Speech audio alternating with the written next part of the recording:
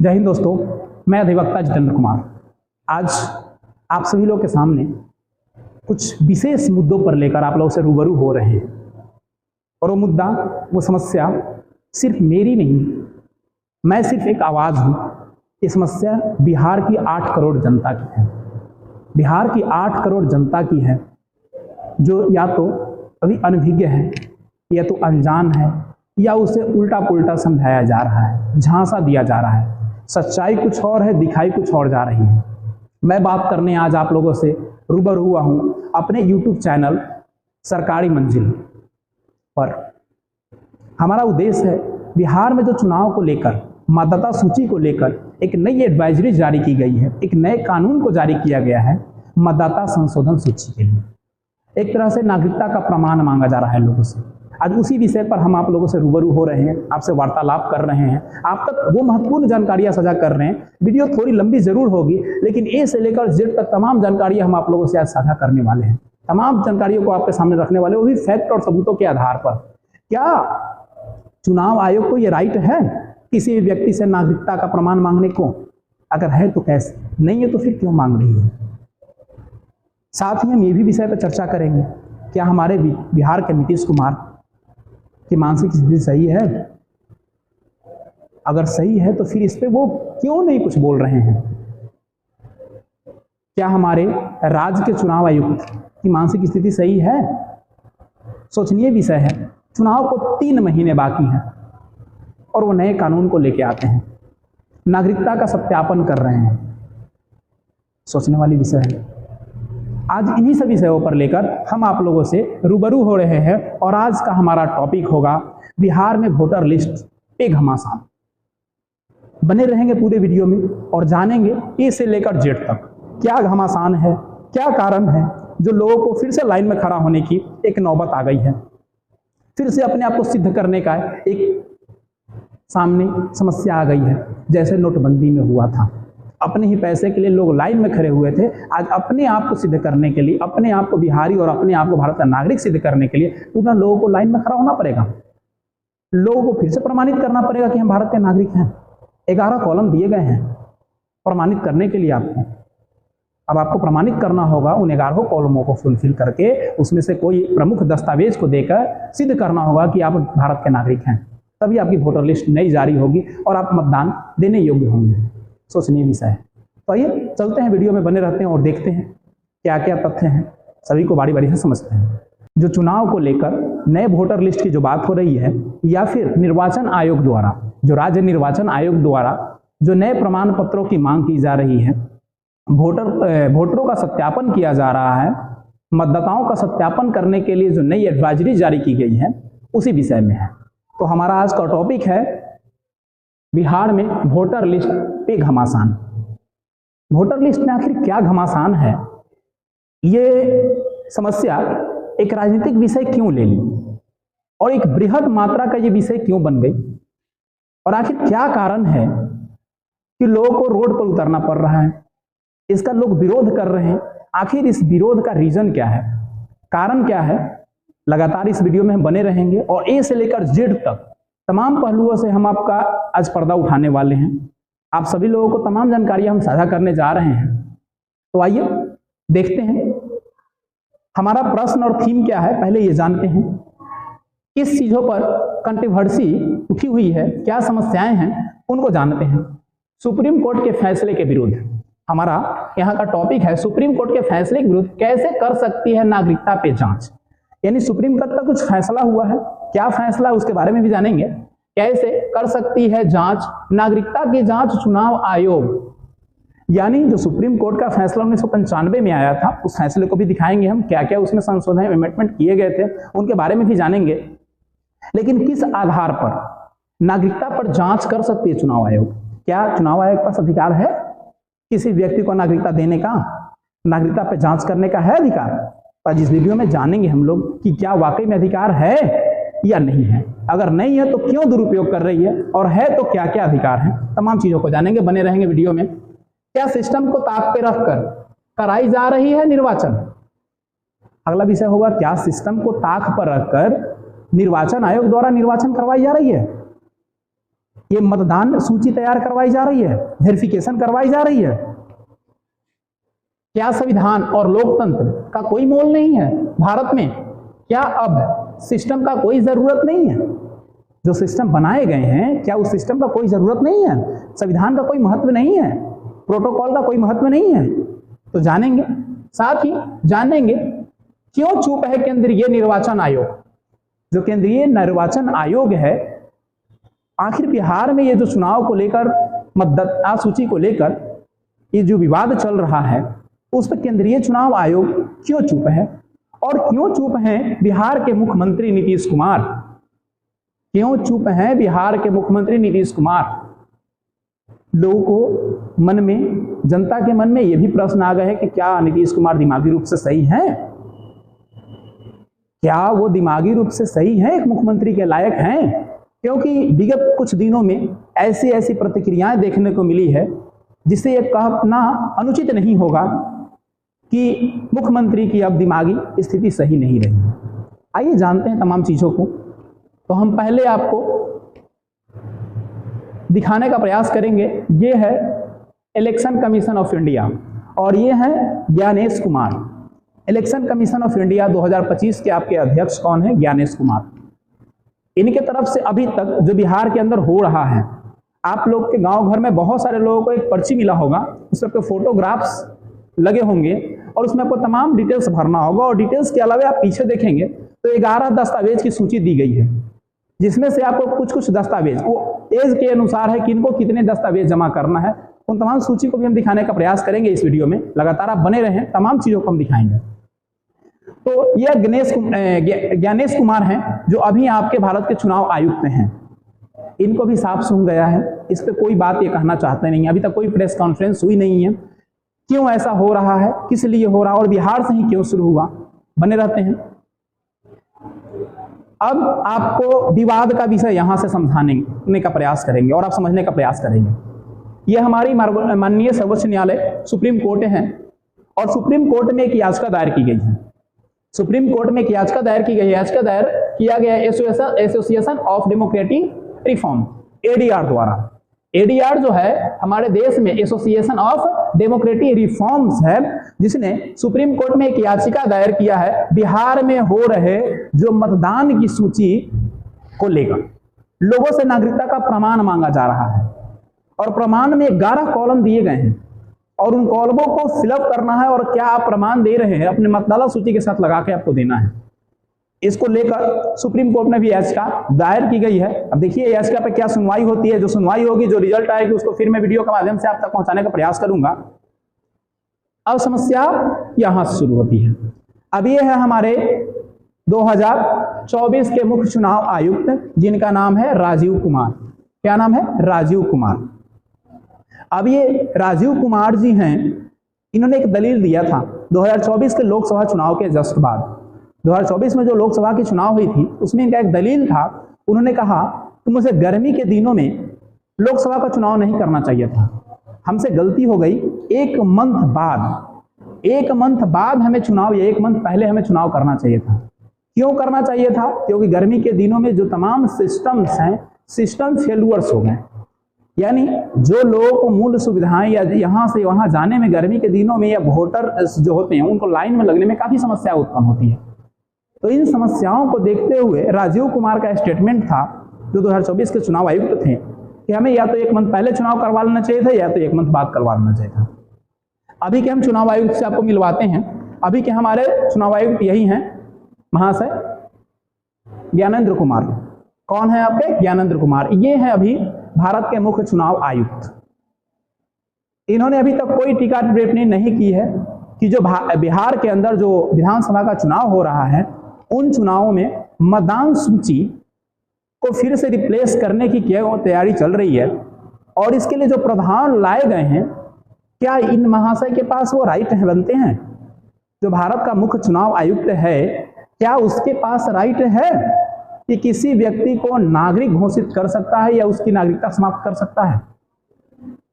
जानते हैं। अब आते हैं अपने बिहार के माननीय मुख्यमंत्री नीतीश कुमार जी हैं। इन्होंने भी पूर्णतः चुप्पी साधी हुई है। सभी जगह पर्चे लगभग बढ़ चुके हैं। फॉर्म फिलअप करके वापस देना है बीएलओ को और वेरिफिकेशन का कार्य शुरू हो चुका है। अभी तक एक भी स्टेटमेंट हमारे राज्य के मुख्यमंत्री साहब का नहीं आया है। और ये कुछ तस्वीरें मैंने यहाँ पे साझा की है, ये मैं नहीं कह रहा हूँ, ये पूरी सोशल मीडिया कह रही है और बिहार की जनता कह रही है। क्या वाकई में हमारे नीतीश कुमार माननीय मुख्यमंत्री जी की हालत सही है? कोई निर्णय लेने लायक हैं या फिर निर्णय कोई और ले रहा है और इन पे थोपा जा रहा है?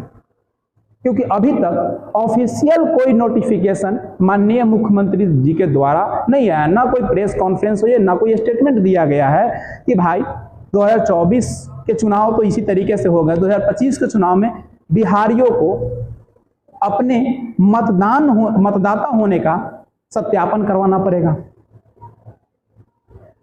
क्या है, इनकी मिली भगत है या इनके ऊपर रख के हथियार चलाया जा रहा है? क्या किया जा रहा है उसके बारे में भी हम वर्णन करेंगे। अब देखते हैं, यहां एक आपके सामने एक कटिंग पेपर का लगा हुआ है। ये कटिंग पेपर का है। इस कटिंग पेपर को एक ऑर्डर है, ये ऑर्डर है। इस ऑर्डर को समझने के लिए सबसे पहले आपको यह समझना होगा, इकोनॉमिक टाइम का एक रिपोर्ट है। इकोनॉमिक टाइम का जो अभी आपने देखा वो एक रिपोर्ट है। इस रिपोर्ट में 1995 में सुप्रीम कोर्ट ने आदेश 1995 में सुप्रीम कोर्ट ने एक आदेश दिया था चुनाव आयोग को, मतदान को जांच कर सकता है। सुप्रीम कोर्ट मतदाता की जांच कर सकता है कि ये मतदाता सही है या गलत है, मतदान देने लायक है या नहीं है, ये जांच कर सकता है, किंतु नागरिकता का जांच नहीं कर सकता है। यानी स्पष्ट सुप्रीम कोर्ट के स्टेटमेंट में ये चीजें वर्णित है 1995 के स्टेटमेंट में कि कोई भी चुनाव आयुक्त मतदाता की जांच कर सकता है कि जो वोट दे रहा है वो मतदाता करेक्ट मतदाता है या नहीं है। लेकिन उसमें स्पष्ट ये चीजें वर्णित है कि कोई भी चुनाव आयुक्त, चाहे वो राज्य चुनाव आयुक्त हो या केंद्रीय चुनाव आयुक्त हो, किसी भी व्यक्ति की नागरिकता की जांच नहीं कर सकता है। अब सुप्रीम कोर्ट के आदेश को न मानना, अवहेलना करना सोचने वाली बात है। अपनी मन की मर्जी चल रही है, कोई सिस्टम कोई कानून का मतलब नहीं बनता है। सुप्रीम कोर्ट का क्या था, उससे पहले 2 केस हुए थे, वो पहले हम आपको समझाएंगे। 2 केस आए क्या, पुलिस क्या करती थी, इंक्वायरी करती थी जिसपे शक होता था, इंक्वायरी करने का आदेश था। साथ ही इलेक्शन कमीशन उसको योग्य और अयोग्य सिद्ध कर सकता था, ये भी राइट था इलेक्शन कमीशन के पास। ये 1995 में एक संशोधन के तहत चुनाव आयोग ने संशोधन किया और 2 तरह के नियम बनाए। नियम क्या था ये देखने का प्रयास करेंगे। यहाँ फर्स्ट नियम है आपका, फर्स्ट आपका है, सेकंड है क्या है, डिस्ट्रिक्ट मजिस्ट्रेट को एक आदेश दिया गया किसके द्वारा, चुनाव आयोग के द्वारा, कि भाई आप किसी भी पीपुल्स को वेरिफिकेशन कर सकते हैं, लोग की जांच कर सकते हैं क्या वो व्यक्ति भारत का नागरिक है या नहीं, ये आप जांच कर सकते हैं। दूसरा, उसके आधार पर आप उसका नाम इलेक्शन कमीशन से, इलेक्शन मतलब इलेक्टोरल वोट जो होता है, वोटर लिस्ट, उससे आप मिटा सकते हैं। इसको लेकर विवाद हुआ और ये चुनौती सुप्रीम कोर्ट को दी गई। सुप्रीम कोर्ट में जो इस विषय पे तर्क करने वाले महानुभाव थे, बिश्नोई साहब थे, अनुभूति बिश्नोई साहब, और वहां डिबेट के बाद सुप्रीम कोर्ट का यही आदेश होता है कि जो चुनाव आयोग ने 2 नियम लगाए हैं कि पुलिस वेरिफिकेशन करेगा, उसके बाद आपका चुनाव आयोग आपकी नागरिकता को रद्द कर सकता है, ये दोनों नियम को खत्म कर दिया जाए। और उस समय 1995 में ये नियम लाया गया कि कोई भी चुनाव आयोग, इलेक्शन कमीशन किसी भी व्यक्ति की नागरिकता की जांच नहीं कर सकता है। वो अपने मतदाता को ये वेरीफाई जरूर कर सकता है कि आप सही मतदाता हैं या नहीं। उनको नोटिस दे सकता है कि आप अगर अयोग्य हैं तो आपको किस आधार पे हम वोटर लिस्ट में नाम रखें। ये राइट है चुनाव आयोग के पास। बट चुनाव आयोग के पास ये तो राइट नहीं बनता है वो कि कोई बिहार का नागरिक है, भारत का नागरिक है, निवासी है या नहीं है, ये तो उसका राइट नहीं है। अगर जब राइट नहीं है तो फिर किन आधारों पर इलेक्शन कमीशन अभी बिहार के अंदर ये नई मतदाता सूची के लिए 11 कॉलम लेके आई है और उसमें से प्रमाण पत्र देना अनिवार्य है। अब सोचने वाला विषय है कि अगर ऐसा नहीं कर पाता है कोई व्यक्ति, उसके साथ क्या होगा। आइए देखते हैं सुप्रीम कोर्ट के फैसले के आधार पर क्या हुआ। सुप्रीम कोर्ट ने क्या दावा दिया।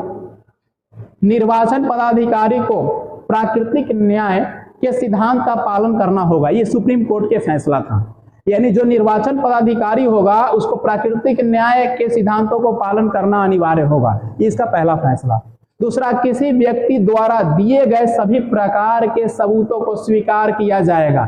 कोई व्यक्ति कोई भी सबूत देता है कि हम नागरिक हैं, हमारी मतदाता सूची इसके प्रमाण के आधार पर है, एक्सेप्ट करना होगा इलेक्शन कमीशन को, चाहे वो डॉक्यूमेंट हो या अन्य कोई रूप में। कोई भी एविडेंस, कोई भी तर्क अगर कोई व्यक्ति पेश करता है जिससे वो सिद्ध कर पाता है कि हम नागरिक हैं, मतदाता सूची में मेरा नाम सही है, तो इलेक्शन कमीशन को मानना पड़ेगा। तीसरा, किसी व्यक्ति को नोटिस भेजने से पहले पुरानी मतदाता सूची एवं सभी प्रकार के मतदाता रिवीजन के रिकॉर्ड को देखा जाएगा।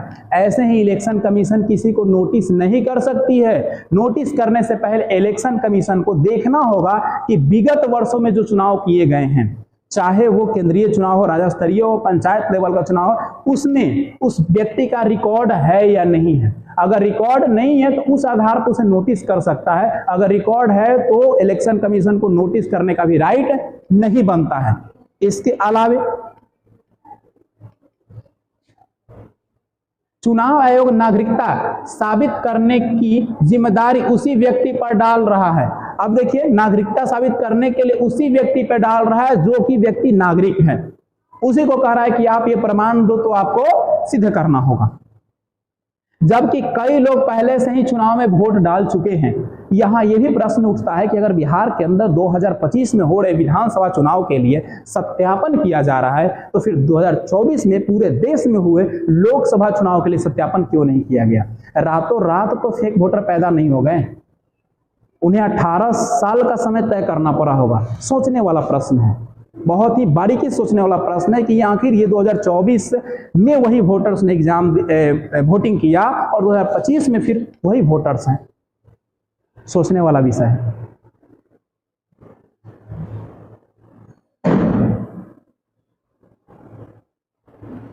ये सुप्रीम कोर्ट का आदेश वाला है जिसमें रद्द किया गया था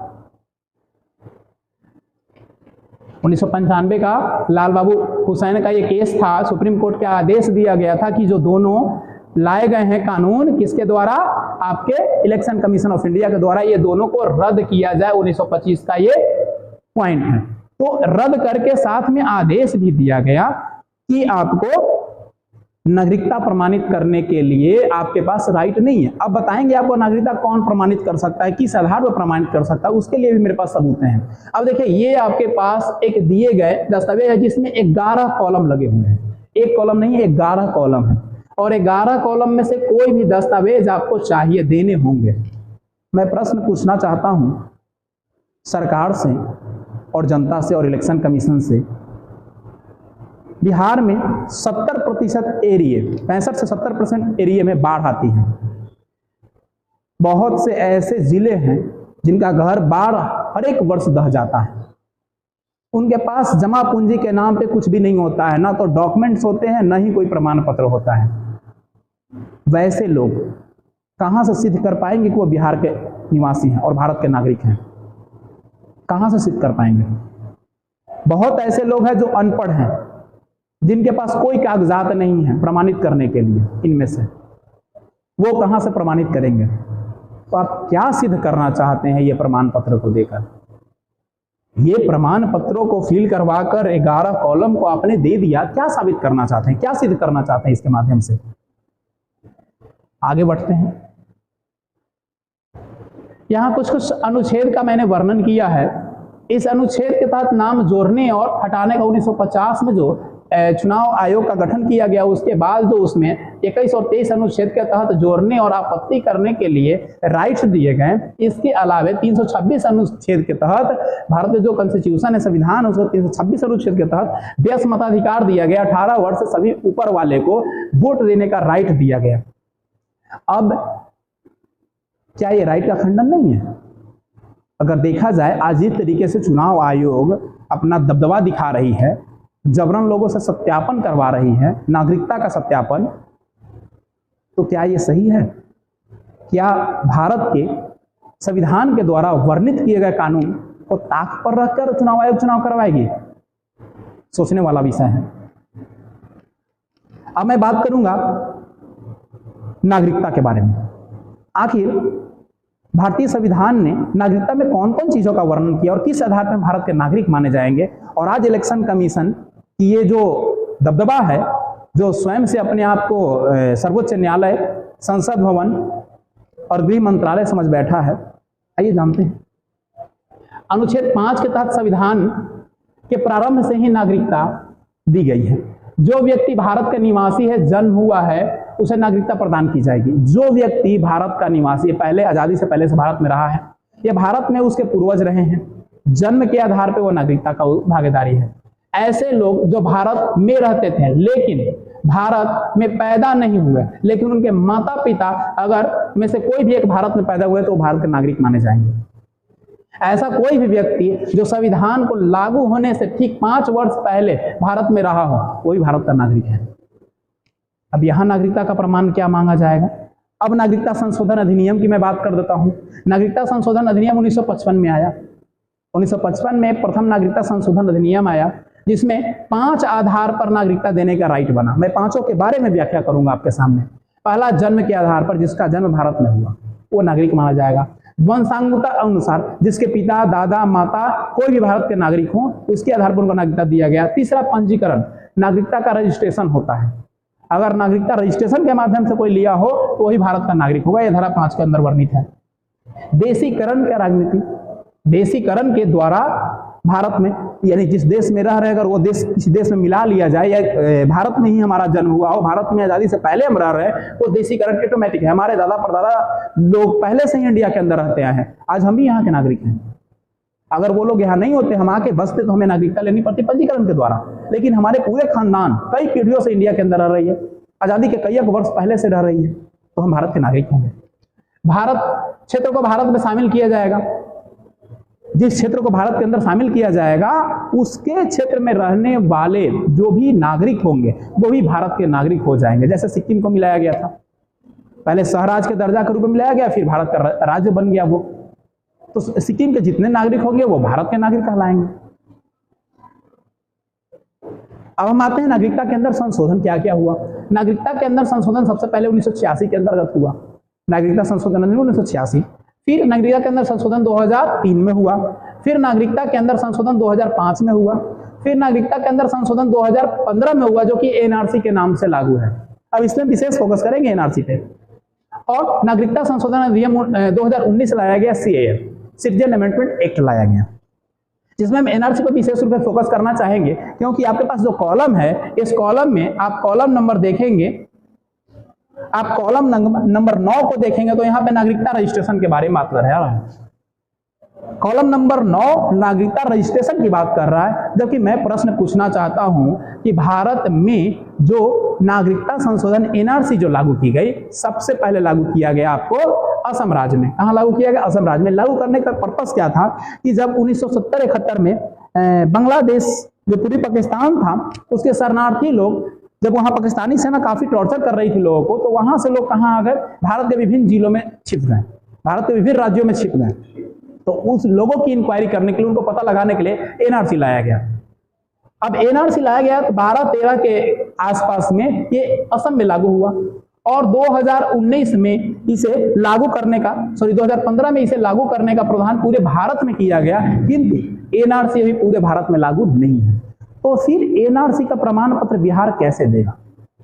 एनआरसी का प्रमाण पत्र जो माना जा रहा है आपसे, वो एनआरसी का प्रमाण पत्र बिहार कैसे देगा? सोचने वाला विषय है। जबकि नागरिकता पर कानून बनाने का काम गृह मंत्रालय के आदेश पर भारत का संसद भवन करता है। भारत का संसद भवन करता है गृह मंत्रालय के आदेश पर। अब ये चुनाव आयोग किस आधार पर करने लगा भाई? सोचनीय विषय है। अब मैं आपको बात कर रहा हूं विस्तार पूर्वक से संविधान के प्रावधानों की, जिसमें नागरिकता का वर्णन है। मैं नागरिकता के एक एक विषय की आपको जानकारी स्पष्ट रूप से दे रहा हूं। 1955 में अधिनियम पारित किया गया था, अभी मैंने बताया 1986 में अधिनियम को संशोधन किया गया। इस संशोधन के आधार पे, आधार पैन कार्ड के आधार पे वो व्यक्ति भारत का नागरिक माना जाएगा। जिसके पास आधार कार्ड है जिसके पास वोटर आईडी कार्ड है, जिसके पास पैन कार्ड है, वो नागरिक है। ये सुविधा उपलब्ध कराई गई।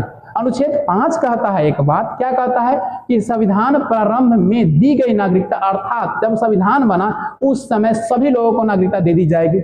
यानी 1950 में जब हमारा भारतीय संविधान लागू हुआ, उस समय से पहले जो भी भारत के अंदर रहे हैं सभी को भारत की नागरिकता दे दी जाएगी। अनुच्छेद 6 कहता है कि पाकिस्तान से भारत आए लोगों को नागरिकता दी जाएगी, किंतु वह संविधान बनने के बाद अगर आएंगे तो नागरिकता नहीं दी जाएगी। यानी संविधान जब तक हमारा नहीं बना हुआ था उस समय तक अगर भारत में कोई पाकिस्तान से वापस आ जाता है तो उसको भी नागरिकता दे दी जाएगी, किंतु संविधान लागू होने के बाद नागरिकता नहीं दी जाएगी। अगर उनको चाहिए तो उनको फिर परमिट रूल फॉलो करना पड़ेगा, जो 19 जुलाई 1948 से लागू होता है। 19 जुलाई 1948 के बाद अगर कोई भारत में आते हैं पाकिस्तान से तो उनको परमिट रूल फॉलो करना पड़ेगा, उसके बाद उनको नागरिकता दी जाएगी।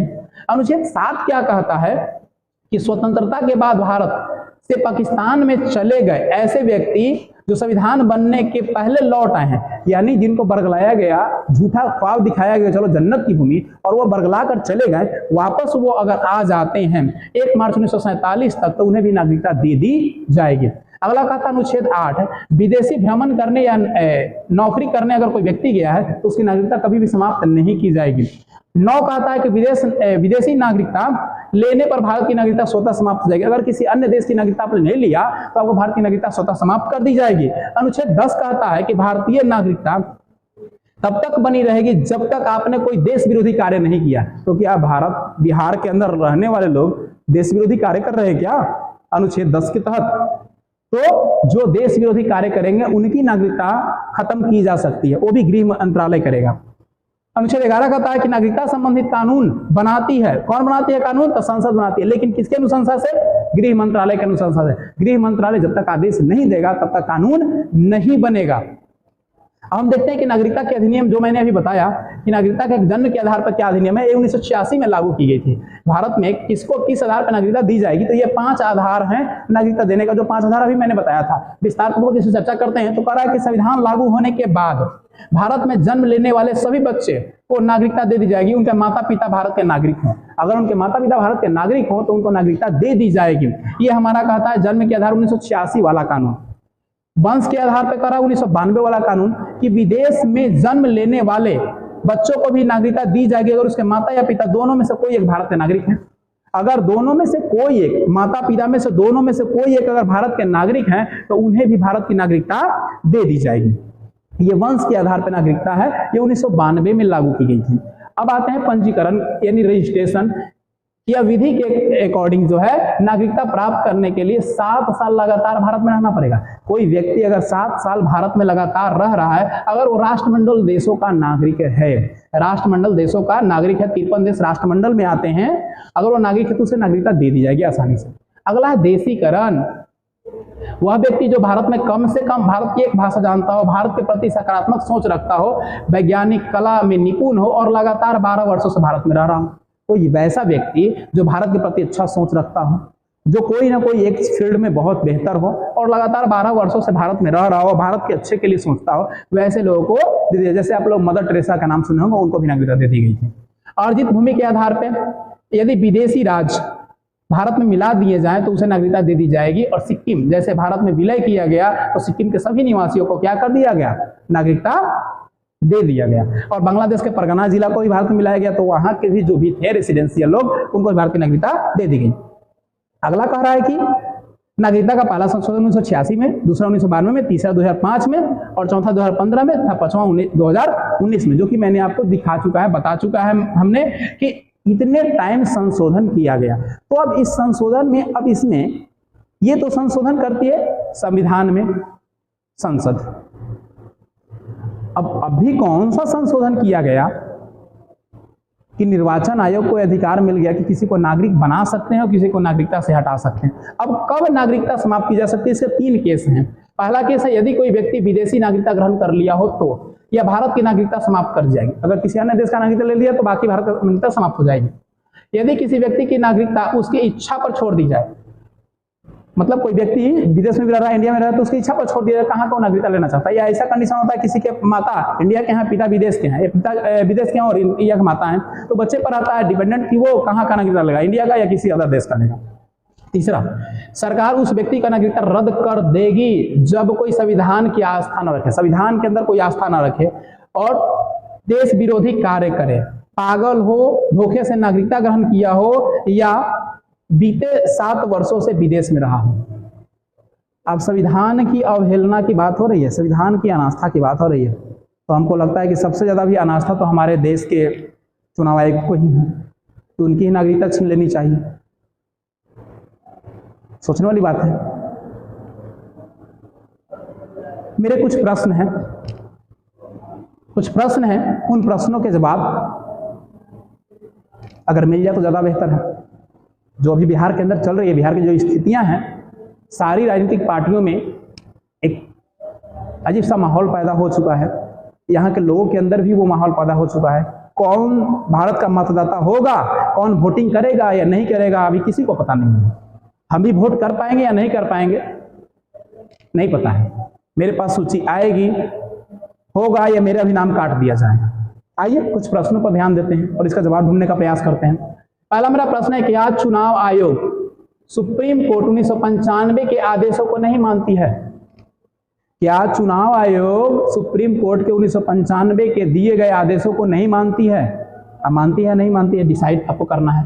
अगर किसी मतदान दाता का सूची से नाम काट दिया जाए तो उसके पास क्या विकल्प होंगे? अगर किसी मतदाता के पास तमाम दस्तावेजों में कोई दस्तावेज नहीं होते हैं और विगत कई वर्षों से वो वोट देते आ रहा है, तो अब उसके पास क्या ऑप्शन रहता है? वो कहाँ जाएगा, किससे अपने नाम को वापस जोड़ने की गुहार करेगा? क्योंकि बिहार के बहुत सारे ऐसे हिस्से हैं, बहुत सारे ऐसे जिला हैं जहां अक्सर बाढ़ आती है और बाहर में सब कुछ लेकर चला जाता है। सिर्फ तन ढकने वाला जो वस्त्र पहने रहता है वो और उसका जान, यही उसके पास होता है, बाकी सारी चीजें चली जाती हैं। कहाँ से वो लाएंगे दस्तावेज, कहाँ से प्रमाणित करेंगे कि हम भी भारत के नागरिक और बिहार के निवासी हैं? प्रश्न आपके सामने है। तीसरा, यदि किसी मतदाता के पास 11 दस्तावेजों में से कोई भी दस्तावेज नहीं होता है तो क्या वो व्यक्ति अपनी नागरिकता कैसे सिद्ध करेगा? अगर उसके पास कोई भी दस्तावेज 11 दस्तावेजों में नहीं है, वो कैसे सिद्ध कर पाएगा कि वो भारत का नागरिक है? कैसे सिद्ध कर पाएगा कि वो बिहार का निवासी है? अगला है, क्या अब देश में चुनाव आयोग तय करेगा कौन भारत का नागरिक है या नहीं? संसद भवन की कोई आवश्यकता नहीं है, संविधान की कोई आवश्यकता नहीं है। क्या अब चुनाव आयोग डिसाइड करेगा कि भारत का कौन नागरिक है या कौन नहीं है, किससे हम वोट लेंगे या किससे नहीं लेंगे? अब उसके हाथों में है ये। क्या चुनाव आयोग ही देश के नागरिकताओं का निर्धारण करेगा? क्या वही निर्धारण करेगा कौन सा व्यक्ति भारत का नागरिक है या नहीं है? संसद भवन, संविधान या सिस्टम का कोई अर्थ नहीं बनता है। जो प्रोटोकॉल बनाए गए हैं, जो सिस्टम बनाए गए, जो पद्धतियां बनाई गई हैं, इस नागरिकता पर कोई भी संशोधन होगा तो गृह मंत्रालय के अनुशंसा पर संसद भवन में बैठे हुए लोकसभा और राज्यसभा के सदस्य करेंगे, राष्ट्रपति की मोहर लगेगी। इसका कोई तर्क नहीं बनता है, कोई मतलब नहीं बनता है इसका। क्या बिहार चुनाव में 3 माह पहले ऐसा हुआ, यानी क्या ऐसा हुआ जो उससे मौजूदा सरकार को ऐसा निर्णय लेना पड़ गया, चुनाव आयोग को ऐसा निर्णय लेना पड़ा? बिहार की 8 करोड़ जनता का सवाल है, बिहार की 8 करोड़ जनता का सवाल है। क्या, कब, कैसे सिद्ध करेगा वो कि हम बिहार के निवासी और भारत के नागरिक हैं? मतदाता सूची में उनकी नाम रहेगी या नहीं? अगला मेरा प्रश्न है, क्या सच में ऐसा संभव है कि 3 माह में पारदर्शिता के साथ ये आकलन कर पाना संभव होगा कि सिर्फ नागरिकों को नोटबंदी, शराबबंदी और जातिगत जनगणना की तरह ही धोखा दिया जाएगा? 3 माह के अंदर, क्योंकि चुनाव में अब से 3 माह बचे हुए हैं, 3 माह के अंदर यह आकलन हो जाएगा? लगता है संभव? आपको प्रमाणित कर पाएंगे कौन व्यक्ति नागरिक है, कौन नागरिक नहीं है? किसका वोटर लिस्ट जारी होगा, कौन वोट देगा या नहीं दे पाएगा? या फिर वही एजेंडा होगा नोटबंदी की तरह, 15 लाख आएंगे, ब्लैक मनी आएंगे, या वही जातीय जनगणना, वही शराबबंदी कानून जो पृष्ठ पर कुछ भी नहीं हुआ, कागजों में सब कुछ हुआ? क्या सिद्ध कर पाएगी चुनाव आयोग? प्रमाणित कर पाएगी? क्या हुआ ऐसा बिहार में भाई? 3 महीने चुनाव को बाकी हैं और इतना बड़ा एक्शन लेना पड़ा, इतना बड़ा निर्णय लेना पड़ा, और वही वोटर ने 2024 में चुनाव दिया, कुछ भी नहीं हुआ। और 2025 के चुनाव में ऐसा क्या हो गया? वही बिहार के अंदर, जिसे लोकतंत्र की जन्मभूमि कही जाती है, जैसे जहां देश के प्रथम राष्ट्रपति जन्म लिए। सोचने वाली बात है। क्या बिहार में 8 करोड़ जनता को परेशान करने की साजिश है क्या? मेरा अंतिम प्रश्न है, क्या बिहार में 8 करोड़ जो जनता है उसको परेशान करने की सिर्फ साजिश हो रही है क्या? आखिर क्या हो रहा है? क्या है सिस्टम? ये प्रश्न आप सभी का है। ये 8 करोड़ बिहार की जनता का प्रश्न है। मैंने बस इस पे जो पर्दा था, जो तरीके थे, जो कानून था, उससे पर्दा उठाने का प्रयास किया। मेरा उद्देश्य किसी भी राजनीतिक मोटो को नहीं है, ना ही मेरा प्रत्यक्ष या अप्रत्यक्ष रूप में किसी राजनीतिक पार्टी से संबंध है। मेरा बस यही चीज है, एक अधिवक्ता होने के नाते कि सच्चाई दुनिया के सामने रखूं। एक वकील होने के नाते मेरा ये कर्तव्य बनता है कि भारत के संविधान को अपने सबसे ऊपर दर्जा देने का काम करूं। जो कानून है, जो सिस्टम है, सिस्टम से चलूं और लोगों को चलने के लिए बताऊं। आखिर देश के ये बड़े बड़े अधिकारी, बड़ी बड़ी संस्थाएं क्यों संविधान को ताक पे रख के अपने मनचाहे रूप में कानून को तोड़कर ममोड़कर चलाती हैं? आम जनता को क्यों परेशान करती है? एक बहुत बड़ा प्रश्न है, बहुत बड़ा मुद्दा है बिहार के लिए। आखिर बिहार के साथ ही क्यों, आखिर बिहार के साथ ही क्यों ऐसा हुआ और क्यों ऐसा हो रहा है, वो भी चुनाव से 3 माह पहले? आखिर क्या कारण है? क्या वाकई में चुनाव आयोग के पास ऐसे राइट हैं? आखिर वो कौन से कानून का उपयोग करके नागरिकता का प्रमाण बांट रही है?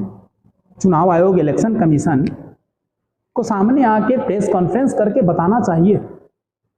भ्रांतियों से लोगों को पर्दा उठाना चाहिए। जो शक के दायरे में लोग जी रहे हैं, जो डर के माहौल में जी रहे हैं, जो परेशानियों से भयभीत हो रहे हैं, उन परेशानियों का समाधान करना चाहिए राज्य निर्वाचन आयोग और केंद्रीय निर्वाचन आयोग को। इसने हमारे राज्य के मुख्यमंत्री को भी अपना जुबान खोलना चाहिए, जो बिल्कुल मौन अवस्था में है, जो बोलना ही शायद भूल गए हैं। लोगों की अटकलों को शांत करें, क्योंकि लोगों की अटकलें यही निकल रही है कि नीतीश कुमार अब मानसिक रूप से स्वस्थ नहीं हैं। अगर स्वस्थ की मैं बात करूं तो कुछ विगत माह पहले की बात है, विगत माह नहीं, इस वर्ष कह सकते हैं। अमेरिका में चुनाव हुआ जहां के डोनाल्ड ट्रंप थे और उससे पहले वहां के राष्ट्रपति बाइडेन थे। बाइडेन कैंसर के 4th स्टेज में थे। अक्सर ऐसी मीडिया में लीक हुई बातें कि बाइडेन अपने स्वास्थ्य संबंधी समस्याओं से परेशान हैं, जबकि अमेरिका के अंदर ये रूल है कि प्रत्येक वर्ष वहां के राष्ट्रपति का स्वास्थ्य चेक होता है, उसको मीडिया में पब्लिश किया जाता है। मीडिया में पब्लिश किया जाता है कि क्या वो सही है या नहीं, राष्ट्रपति योग्य है या नहीं है। और इसी बात को एक बहुत बड़ा चुनावी एजेंडा बनाकर डोनाल्ड ट्रंप इस बार राष्ट्रपति बने। तो क्या बिहार के अंदर वही हो रहा है? क्या छुपाया जा रहा है बिहार की जनता से?